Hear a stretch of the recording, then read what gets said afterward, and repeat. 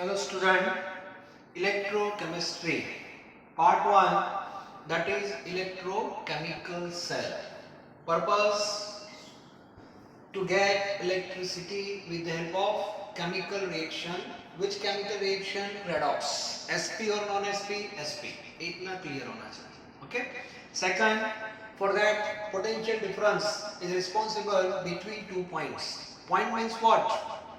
That is electrode. तो दो electrode जो है उनके बीच का एक डिफरेंस आता है, that is potential difference and which is known as E cell और you can say E not cell if cell is standard. और उसकी जो फॉर्मूला है, theoretical formula, there are two formula A minus C और C minus ए. ये भी clear होना चाहिए. और उससे पहले एक डिफरेंस छोटा सा क्रिएट होता है पोटेंशियल जो इलेक्ट्रोड है उसके अंदर between metal road and solution, वो भी हमने पढ़ लिया. और बाद में दो इलेक्ट्रोड को आप कनेक्ट करते हो तो एक डिफरेंस क्रिएट होता है between two electrode and that is cell potential. Okay. और लास्ट लेक्चर में हमने स्टैंडर्ड डेनियल सेल जो था उसका सेल पोटेंशियल मैंने आपको लिखाया था 1.10. याद है सबको? और ये वैल्यू कहां से आई? तो उसके लिए कॉपर की वैल्यू थी 0.34 और जिंक की वैल्यू थी -0.76. तो आपके दिमाग में क्वेश्चन आएगा कि सर न्यूमेरिकल वैल्यू आई कहां से? आज का जो लेक्चर है वो इसके बेस पे है. ओके. तो ये जो वैल्यूज है that is known as standard electrode potential. Okay. तो उसकी एक मेथड है, इंपॉर्टेंट मेथड है, method okay, method to determine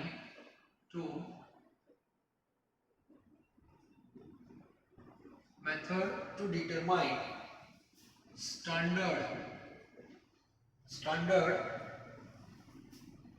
potential. कौन सा potential? Reduction. Standard potential of electrode. Okay. मतलब केमिस्ट्री में हमारे पास बहुत सारे इलेक्ट्रोड है, स्टैंडर्ड के बेस पे सोचेंगे और सबकी वैल्यू फिक्स होती है, न्यूमेरिकल वैल्यू. तो वैल्यू कहां से आई तो वो हम पढ़ने जा रहे हैं. ओके. फॉर एग्जांपल मैं एग्जांपल ले रहा हूं जिंक का. जिंक इलेक्ट्रोड कैसे बनता है सबको पता है. ये वेसल है, वेसल में हम पहले सॉल्यूशन लेते हैं. किसका सॉल्यूशन होता है जिंक में? जिंक सल्फेट का. तो यहाँ पे Zn2 प्लस है और यहाँ पे SO4 -2. Temperature that is 25, molarity that is 1. मतलब इस स्टैंडर्ड बनाने जा रहे हैं हम और उसमें जिंक रोड ऐड करते हैं. ये जिंक रोड है.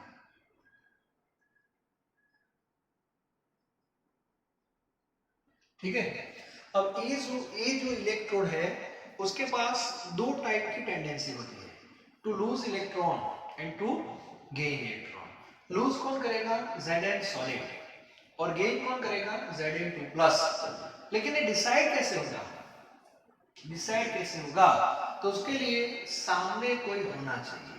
एक सिंपल मैं आपको एग्जांपल दे रहा हूं. जैसे कोई टीचर है, वो कैसे पढ़ाते हैं वो जज करना है तो टीचर के सामने स्टूडेंट को रखना पड़ेगा. फैक्ट है. तो सामने कोई होना चाहिए. इन शॉर्ट कोई पर्सन पैसा लेता है कि देता है, आपको चेक करना है, उसकी टेंडेंसी चेक करनी है तो सामने दूसरे पर्सन को भेजना पड़ेगा और बाद में क्लियर होगा प्रोसेस से कि हाँ उसकी पैसे देने की टेंडेंसी है या लेने की टेंडेंसी है. इन शॉर्ट सामने किसी को रखना पड़ेगा, दैट इज फैक्ट. ओके. तो यहां भी ऐसा है. केमिस्ट्री में ऐसे कितने इलेक्ट्रोड है? नंबर ऑफ इलेक्ट्रोड है और सबकी दो पोटेंशियल होते हैं, oxidation as well as reduction. Now we focus only on reduction potential, उस पर हम फोकस करने वाले हैं. तो एक रिडक्शन पोटेंशियल हम मेजर कैसे करें? सिंगल इलेक्ट्रोड से आप ये मेजर नहीं कर सकते क्योंकि रिएक्शन ही नहीं होगा, रेडॉक्स होना चाहिए और सिंगल इलेक्ट्रोड से रेडॉक्स पॉसिबल नहीं है. तो उसके लिए यहाँ पे एक दूसरा इलेक्ट्रोड आपको रखना पड़ेगा as a standard, that is a reference electrode. और वो इलेक्ट्रोड चेंज नहीं कर सकते आप, वो कॉमन रहना चाहिए. वो भी क्लियर होना चाहिए। तो यहाँ पे जो इलेक्ट्रोड हम रखने वाले हैं that is standard hydrogen electrode. Chemistry में ये जो साइंटिस्ट है उन्होंने एक इलेक्ट्रोड को एज अ रेफरेंस चूज किया है that is standard hydrogen electrode, और नॉर्मली इसको क्या बोलते हैं, SHE, standard hydrogen electrode. Reference book में NHE भी लिखते हैं, नॉर्मल हाइड्रोजन इलेक्ट्रोड। ओके, जैसे STP और NTP दोनों का मीनिंग ऑलमोस्ट सेम है। चलो उसका डायग्राम मैं थोड़ा आपको बता दूं। स्टैंडर्ड हाइड्रोजन इलेक्ट्रोड कैसा होता है? ओके, सबसे पहले बीकर तो उसमें भी रहेगा, बाद में यहाँ पे सॉल्यूशन होगा, और स्टैंडर्ड हाइड्रोजन इलेक्ट्रोड जो है इसमें सॉल्यूशन किसका होता है, एसिड का होता है, दैट इज एसिडिक सॉल्यूशन। और एसिडिक सॉल्यूशन है, इसका मीनिंग हुआ इसके अंदर कौन होगा, H+। नेगेटिव आयन कोई भी हो सकता है, HCl है तो Cl- होगा, सल्फ्यूरिक है तो SO4- होगा, लेकिन positive ion that is fixed and that is H+, temperature 25 और molarity that is 1। क्लियर? मतलब ये भी स्टैंडर्ड, ये भी स्टैंडर्ड। बाद में Zn2+ के कांटेक्ट में Zn सॉलिड होता है, और Zn है वो तो मेटल है, और मेटल सॉलिड फॉर्म में होता है, मतलब उसका खुद का सरफेस है। अब यहाँ पे हमें गैस को लाना है, हाइड्रोजन गैस। अब आपको भी पता है कि हाइड्रोजन तो गैस है और गैस के पास खुद का सरफेस नहीं है, तो यहाँ पे एक अरेंजमेंट ऐसी होती है जैसे यहाँ पे एक प्लेट होती है, that is made up of PT. ये पीटी है, पीटी की प्लेट है, उसके ऊपर एक लेयर होता है पीटी ब्लैक का। ओके, मतलब प्लेटिनम ही है ऐसा मान लो, और उसके ऊपर एक कोटिंग भी होता है, वो भी प्लेटिनम का ही होता है, टेंशन मत लो। अब यहाँ पे क्या होता है, देखो वो लोग क्या करते हैं, सबसे पहले वायर का अरेंजमेंट कर देते हैं। ये वायर है कनेक्ट करने के लिए, ठीक है, चलो, मतलब एक वायर है और उसके साथ पीटी है। फिर यहाँ पे एक ग्लास की ट्यूब बनाते हैं लोग, ग्लास ट्यूब होती है, इसमें ऊपर से बंद होती है क्लोज ऐसे, और यहाँ से H2 गैस सप्लाई होता है। प्रेशर नॉर्मली होता है कितना, 1 बार पे, और 1 बार पे ये जो हाइड्रोजन गैस है वो इसके ऊपर यहाँ पे क्या पढ़ा आपने, सरफेस केमिस्ट्री, एड्सॉर्प्शन। ओके, सो H2 एड्सॉर्ब हो जाएगा, H2 adsorb on PT. Clear? मतलब इसमें हाइड्रोजन गैस एड्सॉर्ब हो गया है ऑलरेडी, तो H2 गैस है और उसके कांटेक्ट में कौन आ गया, H+ आ गया। बात समझ में आ रही है? ओके, मतलब H2 गैस के कांटेक्ट में H+ आ गया, और Zn सॉलिड के कांटेक्ट में Zn2+ हो गया। ये स्टैंडर्ड हाइड्रोजन इलेक्ट्रोड है, और इसको इन लोगों ने एज अ रेफरेंस चूज कर लिया है, ठीक है। और जिसका भी पोटेंशियल मेजर करना हो रिडक्शन, तो उसके सामने इसको रख देना है। और दूसरी बात, इसका जो रिडक्शन पोटेंशियल, इसका खुद का reduction potential that is accepted to be 0, तो उसको एज्यूम कर लिया कि उसका तो 0 ही है, बस ये फिक्स कर दिया। क्लियर? ओके, अब देखो क्या होगा, अब हर बार एक कॉमन रहेगा और ये चेंज होते रहेंगे। आप बोलोगे सर ऐसा क्यों, जजमेंट कैसे आएगा? एक सिंपल मैं आपको एग्जांपल दे रहा हूं। मान लो कि स्कूल में 3 टीचर या 4 टीचर इंटरव्यू में आए, प्रिंसिपल ने इंटरव्यू लिया, उसके बाद बताया कि सर इंटरव्यू तो ठीक है लेकिन आपको डेमो देना पड़ेगा, आपको डेमो देना पड़ेगा बच्चों के सामने, और बाद में हम डिसीजन लेंगे फाइनल, जो भी आपको लेना है, ठीक है। अब मान लो कि कितने टीचर थे, A, B, C और D। अब प्रिंसिपल ने क्या किया, देखो ये जो फैकल्टी है उसको A1 क्लास में डेमो दिया, इनको B1 क्लास में डेमो दिया, C1 में दिया और D1 में दिया। अब मुझे बताओ ये मेथड सही है कि गलत है, मुझे बताओ। चारों टीचर को डिफरेंट क्लास में डेमो के लिए भेज दिया। अब जजमेंट कैसे आएगा, क्योंकि सामने स्टूडेंट भी डिफरेंट हो गए, तो जज कैसे करेंगे कौन से टीचर का टीचिंग कैसा है, क्योंकि आगे जाके हमें ये चारों टीचर को सीरीज में अरेंज करना है, तो ये मेथड गलत है। तो बेटर क्या होना चाहिए, 4 क्लास नहीं, क्लास एक ही होना चाहिए, मतलब A1 सपोज कोई भी क्लास लेना, तो मंडे A1 के सामने ए सर डेमो देंगे, ट्यूसडे ए सर देंगे, वेडनेसडे, फ्राइडे, ऐसे वो डेमो देंगे। और डेमो के बाद फ्राइडे प्रिंसिपल ए क्लास में जाएंगे और बच्चों को बोलेंगे कि 4 दिनों में 4 फैकल्टी सेम सब्जेक्ट की मैंने आपके सामने रखी, आप हमें बताओ कौन बेस्ट है, मतलब सीरीज बताओ। तो बच्चे बोलेंगे सर ये जो फैकल्टी थी वो बेस्ट है, तो सबसे पहले ऑर्डर में बी आएगा। Clear sir? बाद में एक फैकल्टी का अच्छा लगा हमें तो बी आएगा। ओके सर, बाद में थोड़ा इनका अच्छा था, ओके तो उसको ये रख दिया। फिर बच्चे बोलेंगे सर इसी फैकल्टी को आपने क्यों भेजा? प्रिंसिपल बोलेंगे क्यों, क्या हुआ? तो सब बच्चे बोले सर उन्होंने हमें नहीं पढ़ाया, हमने उनको पढ़ाया। इसका मीनिंग क्या हुआ? इसका मीनिंग हो जाता है इन दोनों में किसके पास नॉलेज ज्यादा हुआ? A1 क्लास के पास ज्यादा हो, तो A1 क्लास बीच में आ जाएगा और लास्ट में C रहेगा। ऐसे बात समझ आ रही है? यस। तो जो कॉमन था वो भी बीच में सेट हो सकता है, ऐसा नहीं है, वो डिपेंड करता है।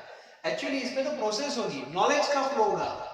जब डी फैकल्टी आई तो नॉलेज का फ्लो ऐसे हुआ, B to A1 नॉलेज हुआ, इसने नॉलेज दिया, उन्होंने एक्सेप्ट किया क्योंकि इसके पास नॉलेज कम था, इनके पास बहुत ज्यादा था। ओके बाद में डी वालों में भी ऐसा ही हुआ, ए वालों में भी ऐसा ही हुआ, लेकिन सी वाले केस में उल्टा हो गया। हो सकता है, डिपेंड करता है कि सामने कौन है। ओके तो ऐसे ही कुछ मेथड मैं आपको बताने जा रहा हूं, दैट इज इंपॉर्टेंट। ओके तो हमारे लिए जैसे यहाँ पे क्लास कॉमन था, वैसे इलेक्ट्रोड मैंने कॉमन ले लिया है एंड दैट इज SHE, और एक कॉमन रहेगा। और हर दिन आप देखना ये चेंज होगा, ठीक है? और बाद में हम क्या करने वाले हैं, ऐसे एक सीरीज भी बनाने वाले हैं, वो बाद में। ओके तो ये टॉपिक आपका क्लियर हो गया होगा कि SHE क्या है, क्यों हम SHE को कॉमन रखते हैं, क्योंकि आगे जाके हमें कंपेयर करनी है, एक सीरीज बनानी है on the basis of value, और उसके लिए मेथड है, मेथड देखो। और कॉमन में SHE को ही चूज किया है, दूसरे कोई केस को नहीं, तो ये भी आपको पता होना चाहिए, ठीक है? अब हम आगे बढ़ते हैं, चलो। तो SHE मैंने चूज क्यों किया कॉमन, इसका मैंने आपको आंसर दिया है। चलो अब आगे बढ़ते हैं। अब प्रैक्टिकल आपका स्टार्ट हो रहा है, तो सबसे पहले हम बात करेंगे मंडे। चलो मंडे हम लैब में गए, मान लो टेबल के ऊपर जिंक रखा और बाजू में SHE को रख दिया। ओके ये प्रिपेयर्ड है। अब इन दोनों को कनेक्ट करना है by 2 circuit, external and internal. तो सबसे पहले सॉल्ट ब्रिज रख दिया, चलो हमने एक्चुअली पहले कनेक्ट करते हैं यस, उसके बाद सॉल्ट ब्रिज। चलो ये सब आपने सेट कर दिया, जो रिक्वायरमेंट है वो तो आपको कंप्लीट करनी पड़ेगी। ओके अब जैसे ही आपने सर्किट कंप्लीट कर दी, इसमें रेडॉक्स स्टार्ट हो जाएगा, SP that is spontaneous redox start हो गया। अब रेडॉक्स में क्या हुआ वो देखो, रिएक्शन यहाँ पे लिख रहा हूँ कि रिएक्शन कैसे हुए, तो पता चला कंपटीशन Zn2 प्लस और H प्लस दोनों की टेंडेंसी इलेक्ट्रॉन गेन करने की है, ठीक है? अब कंपैरिजन में पता चला कि जो H प्लस है उसकी टेंडेंसी इलेक्ट्रॉन गेन करने की Zn2 प्लस से ज्यादा मिली। आप बोलोगे सर हमें पता कैसे चलेगा? ये रिएक्शन से H प्लस में इलेक्ट्रॉन गेन करती है, H2 gas and we know hydrogen is insoluble in water, तो यहां से हाइड्रोजन गैस के बबल आपको मिल सकते हैं and you can observe through naked eye। तो ये जो H+ था सॉल्यूशन में, जो H+ था उसने इलेक्ट्रॉन गेन किए, तो वो इलेक्ट्रॉन कहां से आए, तो ये वायर से आए, मतलब इसने इलेक्ट्रॉन गेन किए। इन शॉर्ट यहां से इलेक्ट्रॉन रिलीज हुए, तो रिलीज किसने किए होंगे, Zn सॉलिड ने, यस। तो Zn सॉलिड इलेक्ट्रॉन लूज करता है, ऐसा रिएक्शन होगा, दो इलेक्ट्रॉन बैलेंस कर देते हैं। चलो यहाँ पे क्लियर, ये रिवर्सिबल फॉर्म है। इसका मीनिंग हुआ ये ऑक्सीडेशन हुआ और एक रिडक्शन हुआ। तो तो प्रैक्टिकल से पता चल जाएगा कि Zn का रोल जो है that act as a anode और SH act as a cathode, anode negative, cathode positive, ये सब आपको पता है। ओके, और रिएक्शन से पूरा क्लियर हो गया। और यहाँ पे हो जाएगा आपका redox, that is R, electron cancel, Zn solid plus 2H plus gives Zn2 plus H2 gas and this is redox reaction। ये रिएक्शन हो गया। तो केमिस्ट्री की लैब में हम सब हैं, हम सब ने ये देखा कि हाँ ऐसा रिएक्शन हो रहा है, तो आपने रिएक्शन भी लिख दी। ओके, रिएक्शन के बाद आपको क्या करना है, अब आपको पोटेंशियोमीटर लेना है, पोटेंशियोमीटर।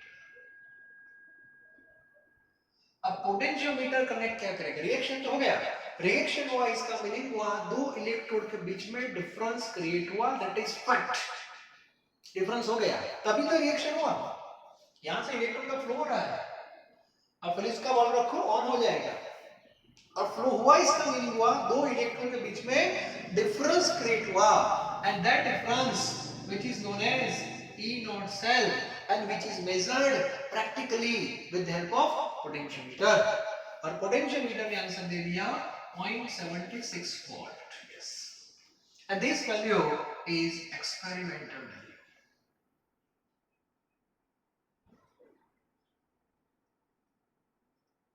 तो ये वैल्यू आपको मिल गई, इतना वर्क आपने कहां पे कर दिया, केमिस्ट्री की लैब में। यस, अब आपको कहां पे आना है, वापस आ जाओ, कहां पे, क्लासरूम। चलो हम सब क्लासरूम में आ गए, क्लास हमारे पास पूरा डेटा आ गया है, हमारे पास रिएक्शन भी है, हमारे पास ई नॉट सेल की वैल्यू भी है, एनोड कौन है, कैथोड कौन है, पूरा पिक्चर क्लियर हो गया है। अब क्लास में बैठ जाओ, और क्लास में बैठने के बाद ई नॉट सेल जो है हमारा, ई नॉट सेल, इसकी थियोरेटिकल फॉर्मूला भी आपके पास है, A minus C, C minus A। Now we use C minus A। तो C minus A किस पोटेंशियल के बेस पे होती है, रिडक्शन, तो रिडक्शन के फॉर्म में फॉर्मूला हो जाएगी, चलो गया। Now put the experimental value of E naught cell in this equation, तो यहाँ पे हो जाएगा आपका 0.76 value, clear. Now tell me which one is cathode, hydrogen, तो यहाँ पे आपको हाइड्रोजन का रिडक्शन पोटेंशियल मेंशन करना है इन सिंबॉलिक फॉर्म। तो सिंबॉलिक फॉर्म में कैसे लिखेंगे, H+ और यहाँ पे H2 ऐसे लिखते हैं। कैसे पता चलेगा, yes, decrease in oxidation number, A+1 है और A 0 है, क्लियर, दैट इज रिडक्शन। तो रिडक्शन पोटेंशियल हो गया हाइड्रोजन का।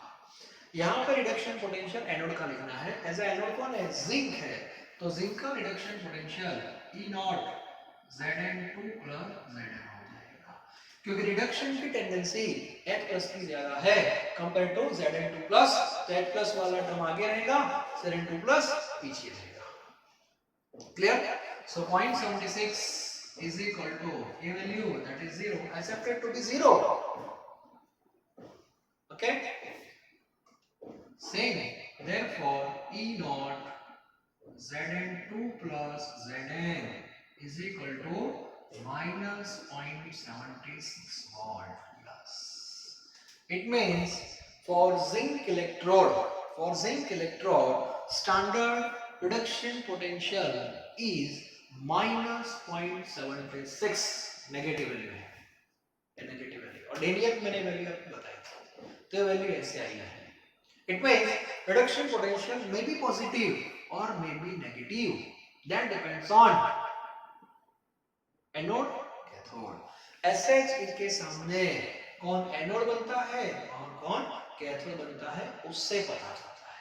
बात समझ आ गई। तो मंडे हमारा जो वर्क था, मंडे Zn जो है उसका पोटेंशियल मेजर करना था, रिडक्शन पोटेंशियल, तो हमारा काम हो गया minus 0.76, ठीक है। तो ये सब जो मैंने आपको मटेरियल नोट्स दिए उसमें ये सब लिखा है, बस आप एक बार देख लो, पता चल जाएगा आपको। चलो, अब आप बोलोगे सर कॉपर की वैल्यू पॉजिटिव कैसे आई, तो फिर हाँ वो भी एक क्वेश्चन है। तो ट्यूसडे, नेक्स्ट डे क्या हुआ देखो, हाँ अब ट्यूसडे की बात करेंगे। चलो, ट्यूसडे क्या हुआ, तो ट्यूसडे वापस हम सब लैब में गए, वहां पे जिंक रोड की जगह किसका रोड आ गया, कॉपर रोड आ गया। सॉल्यूशन, इसका हो जाएगा CuSO4 that is Cu2 plus standard. चलो ये भी स्टैंडर्ड, चलो ये सब निकाल देते हैं। हाँ अब देखो क्या होगा। SHE बना दिया, ये पूरा क्लियर है पिक्चर। ओके, PT के ऊपर ऑलरेडी हाइड्रोजन गैस एब्जॉर्ब हो गया है। ओके, चलो अब कंपटीशन होगी इलेक्ट्रॉन गेन करने की between H plus and Cu2 plus. और प्रैक्टिकल से पता चला कि Cu2 प्लस की इलेक्ट्रॉन गेन करने की टेंडेंसी H प्लस से ज्यादा है। ए बोल रहा है कि मैं इलेक्ट्रॉन गेन करूंगा। अब इसको इलेक्ट्रॉन गेन करना है तो प्रॉब्लम यहाँ पे आएगी, H प्लस थोड़ा पीछे है तो कोई बात नहीं, सरफेस पे कौन है, हाइड्रोजन है, तो इलेक्ट्रॉन देगा। ठीक है, हाइड्रोजन एक गैसियस फॉर्म में होगा, यहाँ पे वो रिड्यूस हो रहा था, अब इसमें क्या होगा वो देखो। अब इसमें इसकी टेंडेंसी ज्यादा है, मतलब वो कैथोड बनेगा Cu2 plus plus 2 electron convert into Cu solid. ठीक है, तो 2 इलेक्ट्रॉन उसने गेन किए, तो लूज किसने किए? अब बोलोगे सर H प्लस लूज थोड़ी करता है, वो तो पॉजिटिव आयन है। H प्लस किसके कांटेक्ट में है, गैसियस फॉर्म में है। हाँ, तो वो इलेक्ट्रॉन और H2 गैस ऑलरेडी एब्जॉर्ब है यहाँ पे, मैंने बताया, जरूरत पड़ने पर वो भी एक्टिव रहेगा इलेक्ट्रॉन देने के लिए। Okay, H2 gas gives 2H plus plus 2 electron. Okay, तो इस बेस पे रेडॉक्स हो जाएगा, electron cancel, that is redox. So in that case H2 plus Cu2 plus gives 2H plus and Cu solid। ठीक है, तो ये हो गया आपका रेडॉक्स। मतलब इस सिचुएशन में भी फिलिप्स का बल्ब ऑन होगा, लेकिन एनोड कैथोड चेंज हो गया, SHE becomes anode that is negative and copper becomes cathode and that is positive। तो माइंड में से ऐसा निकाल दो कि लेफ्ट साइड है वो एनोड होगा, राइट साइड है वो कैथोड होगा। डायग्राम में ऐसे थोड़ी होता है, वो तो रिएक्शन से पता चलता है। हाँ, रिप्रेजेंटेशन है आपका, वो बात अलग है, रिप्रेजेंटेशन की बात अलग है। ओके, लेकिन इसमें ऐसा होगा। क्लियर? चलो अब करंट स्टार्ट हो गया, एनोड से कैथोड, सॉरी इलेक्ट्रॉन स्टार्ट हो गया एनोड से कैथोड, करंट कैथोड से एनोड। ओके, अब जाएंगे पोटेंशियोमीटर के पास। पोटेंशियोमीटर का जो आंसर आता है यहाँ पे 0.34 वोल्ट आता है, 0.34 यस, ए वैल्यू हो जाएगी एक्सपेरिमेंटल वैल्यू। और ये सब डेटा कलेक्ट करने के बाद हम आएंगे क्लासरूम में, और क्लासरूम में क्या होगा, क्लासरूम में हम फॉर्मूला लिखेंगे। ओके, और फॉर्मूला जो है वो थियोरेटिकल है, तो ई नॉट सेल की वैल्यू इसमें आएगी 0.34। चलो इस बार कैथोड कौन बनता है, इसमें कैथोड बनता है कॉपर, क्योंकि Cu2 प्लस का पावर ज्यादा है।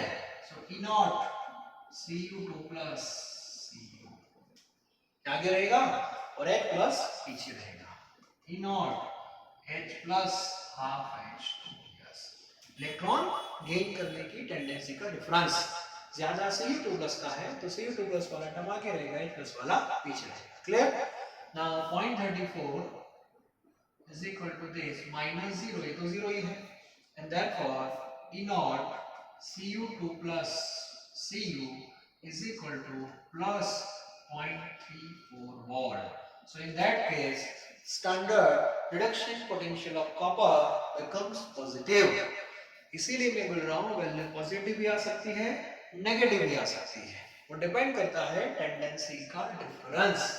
कंपटीशन है और कुछ नहीं है, बस कंपटीशन है इलेक्ट्रॉन गेन करने की। वेनसडे कोई और एक इलेक्ट्रॉन ले सकते हो, इसकी वैल्यू भी प्लस माइनस आ सकती है।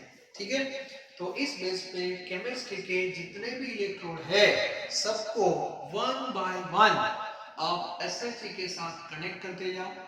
कनेक्ट करने के बाद रिएक्शन देखना है। रिएक्शन में आप क्या देखोगे, बबल देखना, बबल प्रोड्यूस होते हैं कि नहीं हो रहे हैं।